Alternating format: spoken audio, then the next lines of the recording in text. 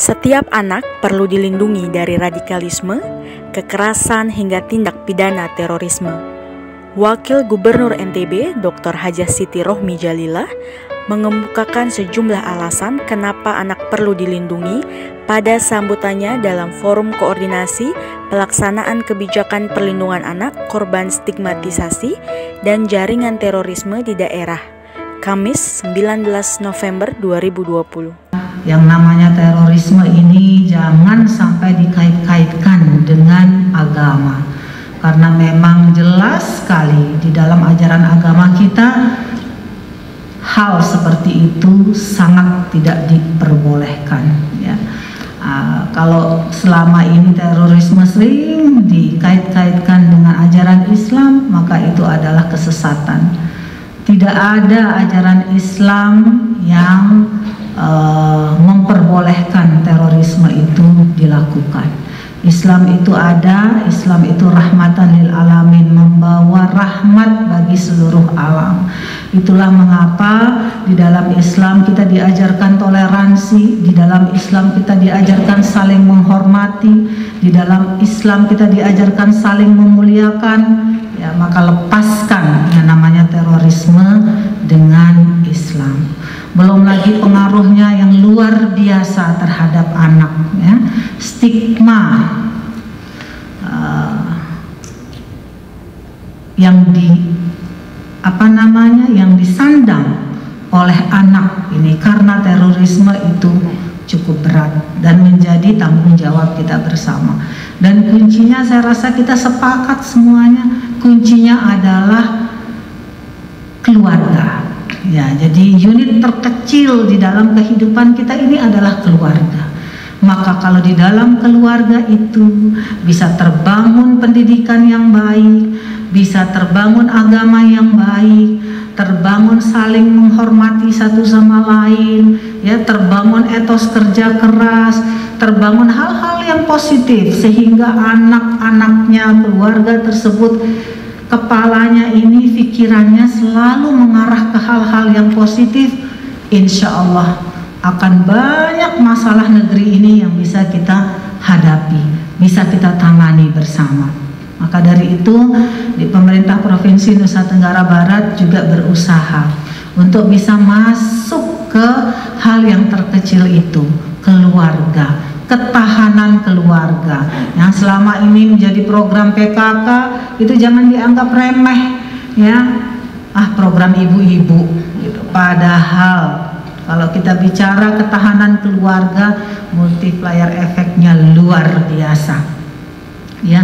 Dari keluargalah lahir anak-anak yang soleh-solehah, anak-anak yang cerdas, anak-anak yang kreatif, anak-anak yang berpikiran positif, anak-anak yang mencintai NKRI, anak-anak mencintai negerinya, anak-anak yang mencintai orang sekitarnya, anak-anak yang selalu saling menghargai satu sama lain, tidak hanya mengedepankan egoismenya saja, tidak hanya mau didengarkan tetapi mau mendengarkan. Dari keluarga, Bapak Ibu. Nah, kalau sudah terbentuk dari keluarga, maka insya Allah institusi pendidikan, ya, peraturan-peraturan yang ada itu akan semakin mendorong hal-hal yang positif itu untuk tumbuh menjadi semakin baik dan semakin baik lagi. Nah, maka sering sekali saya berulang-ulang menyampaikan kita di pemerintah Provinsi Nusa Tenggara Barat ada program yang namanya Posyandu Keluarga, revitalisasi posyandu. Kenapa sih kok masih ngurus-ngurusin posyandu gitu kan? Kok kayaknya kurang penting? Ya mungkin sebagian orang yang nggak paham menganggap itu kurang penting. Padahal posyandu itu adalah menurut kami di pemerintah Provinsi NTB adalah suatu kegiatan yang sangat strategis untuk kita intervensi. Karena kegiatannya selain sekolah, ya, karena kegiatannya setiap bulan ada di setiap dusun di seluruh NTB, seluruh Indonesia. Kalau itu bisa kita intervensi dengan baik, kita tumpangkan edukasi-edukasi yang baik di situ dan itu berkelanjutan, maka insya Allah waktu demi waktu pemahaman warga dusun tersebut akan semakin baik dan semakin baik. Edukasi kita masukkan sesuai dengan masalah yang ada di dusun tersebut. Kalau di dusun tersebut misalnya tinggi angka stuntingnya, ya betul-betul edukasi tentang gizi, tentang sanitasi, ya, tentang pernikahan anak dan seterusnya, itu gencar betul-betul kita masukkan melalui pertemuan-pertemuan di Posyandu. Kalau di sana misalnya isunya selain kesehatan ada isu tentang buruh migran ilegal, gencar kita masukkan melalui Posyandu, sehingga edukasi itu tidak bersifat seremonial sekali hilang, tapi masuk ke dalam institusi atau kegiatan yang dilaksanakan secara reguler. Begitu juga dengan radikalisme, terorisme.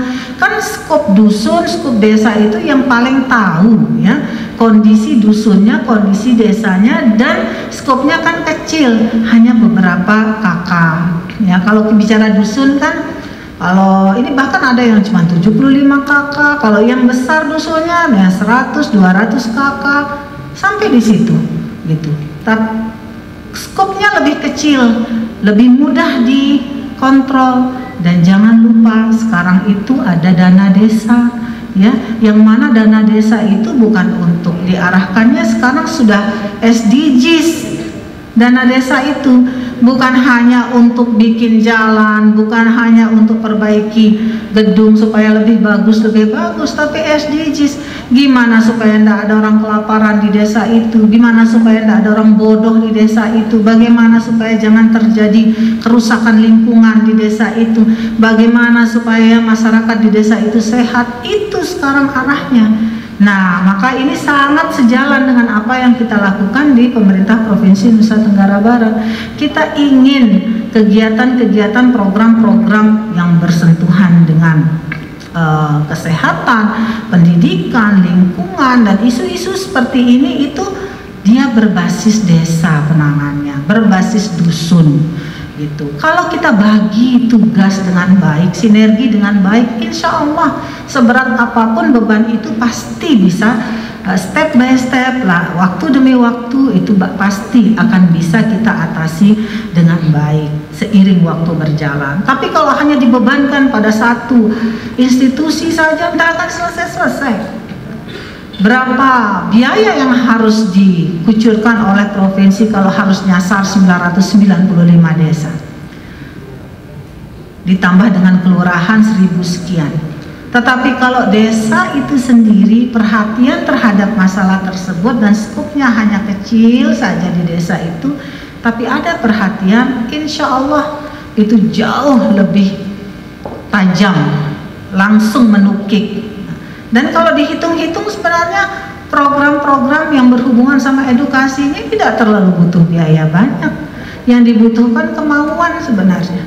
Kalau ada kemauan, mengerti apa yang harus ditangani, itu insya Allah akan cepat. Jadi fungsi-fungsi seperti LPA dan yang lain-lain itu akan makin kencang gitu. Karena desa-desanya ini sendiri sudah ngerti, kan? Contoh masalah pernikahan anak, ini juga satu isu juga di NTB, ini tidak bisa dinafikan. Yang kita harus berhadapan sama kadang-kadang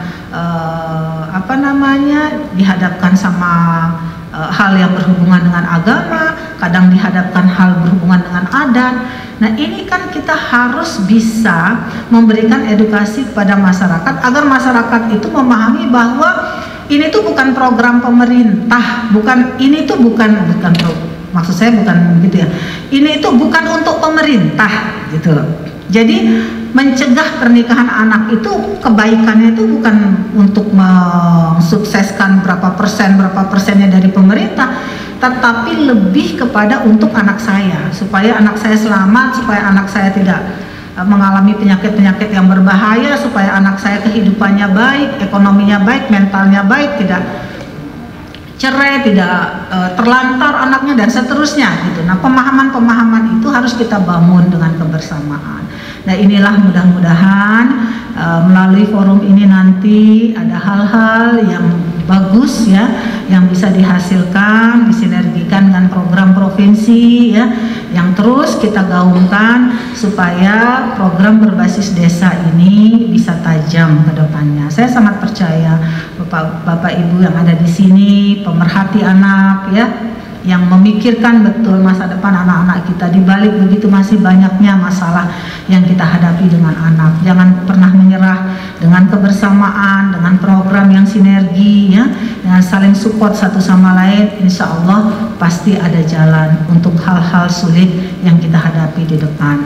Dengan mengucapkan Bismillahirrahmanirrahim, saya buka rapat koordinasi ini. Semoga apa yang kita lakukan berkah ya bagi NTB dan Indonesia, utamanya bagi anak-anak kita. Makasih. Assalamualaikum warahmatullahi wabarakatuh. Terima kasih kami sampaikan kepada Wakil Gubernur Nusa Tenggara Barat.